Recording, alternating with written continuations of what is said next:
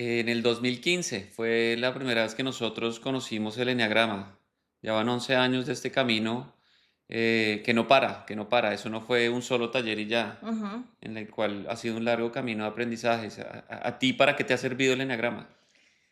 Ok, a mí me sirvió el eneagrama muchísimo para darme cuenta de que mi manera de ver la vida, de que el filtro que yo tenía de la vida no necesariamente era el de ustedes o el tuyo. Ujú. Yo era totalmente inconsciente de mi carácter o de que había una, bueno, mejor dicho, yo pensaba tal vez que yo no tenía ego, literal, o sea, estaba muy desconectada de la conciencia del ser. Ujú, ujú. ¿Tú? A mí me hizo darme cuenta que yo tenía presente que todo tenía que ser mental, Mm. todos teníamos que ser inteligentes, ese era el parámetro que gobernaba el mundo, lo lógico, lo secuencial, lo teórico, Analítico. lo analítico, y me di cuenta que estaba súper desconectado de mi instinto, de la parte espontánea y auténtica, y de la parte emocional.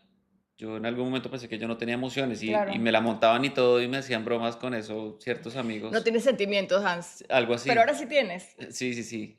No se notan Ahora a veces. llora, no, pero ahora lloras y todo. Pero qué lindo, ¿no? En cambio, a mí se me derrama la parte emocional, ¿no? Lo que a mí me sobra de emocionalidad, él no lo tiene y tú desde esa parte analítica y de la mente. Y es que en el eneagrama se van a dar cuenta que hay diferentes centros. Está el centro de los emocionales, está el Ujú. centro de los que piensan mucho y que están en la mente y en la cabeza, y está también el centro de los de instinto, ¿no? Sí, correcto, el instinto es muy desde el motor. No piensa, no se emociona, sino va actuando ante respuestas. Que es como muy visceral. Ajá, correcto, Y correcto. desde ahí entonces salen diferentes tipos de personalidades, ¿no? Y yo creo que uno de los pasos más importantes fue encontrar en dónde te situabas. Ahora, Hans, tú a diferencia de muchos compañeros, Ujú. podría decir que, no sé si el único, le costó un montón, a ti te costó un montón, y estamos hablando de años, en ver su carácter, porque entonces unos decíamos que él era tal, tú decías que no, que eras el otro. Entonces, pasó mucho tiempo para que pudieras ver tu carácter, ¿no? Sí, sí, es que es un camino difícil porque no es que uno diga yo quiero ser tal eneatipo o quiero ser tal eneatipo.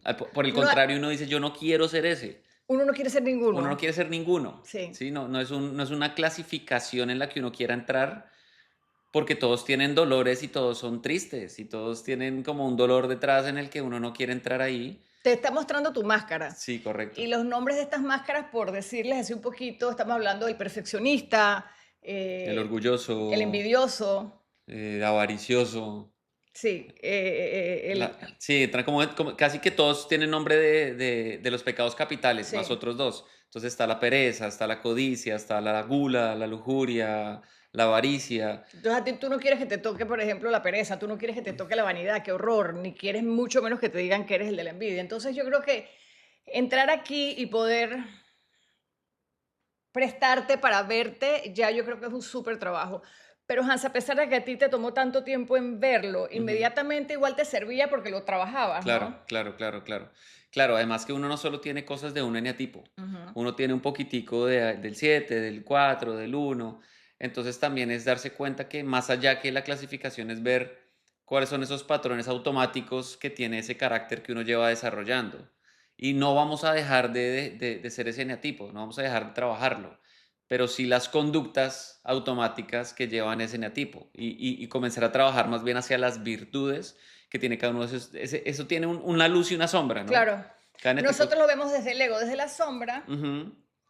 y entonces como que nos regalan, miren, pero esto es tu virtud, esto es lo que le puedes, estas cucharadas de esto, si le echas a tu carácter te vas como sanando o mejorando, De ¿no? acuerdo, de acuerdo. Sí, Hay un antídoto, así que no se preocupen, para ir trabajándolo. sí, de acuerdo. Y cuando se comienza a ver y a reconocer ese eneatipo, eh, todo este tiempo que ha estado enmascarado dentro de la propia personalidad como si fuera el original, ha ayudado a que cada uno de nosotros desarrolle ciertos superpoderes, Mm. ¿sí? Entonces, en el ser 7 o en el ser 3 o en el ser 4 hay cosas tristes y dolorosas, pero a través de esa máscara pudimos aprender ciertas habilidades que después al verlas con conciencia es cómo ponemos esas habilidades al servicio y cómo las ponemos hacia afuera y es reconocer Mm. cómo nos han servido y ahora acompañar a otros desde ahí. Claro, porque el ego está muy satanizado, ¿no? Es como que ego malo.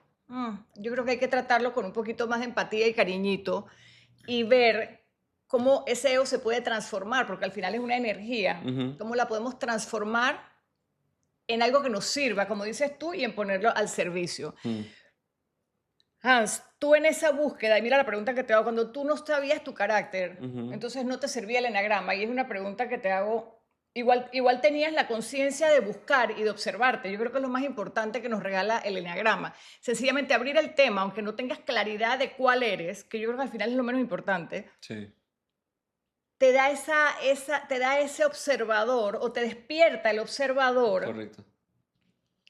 para, para verte, desde dónde hablas, qué piensas, por qué dije eso, por qué reaccioné de esa manera. Y la palabra reaccionar es súper importante en todo este tema del enneagrama. ¿Por qué reaccionamos así?